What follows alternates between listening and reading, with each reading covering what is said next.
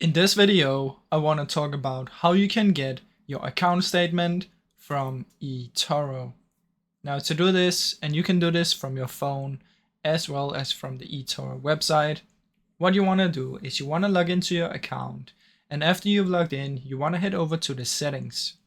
Now inside of settings, you should see something called account, and if you head over to account, now I'm not going to open this because then you can see all of my personal info.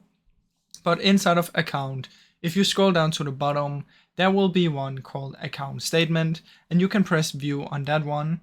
Once you press view, you'll be able to download it if you want to download it, or you can just view it if you just want to check the account statement. So that is how it works.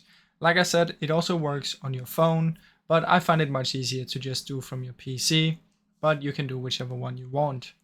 Now I really hope you enjoyed this short video. If you did, please leave a like and subscribe, as it helps me out a ton. Thank you so much for watching.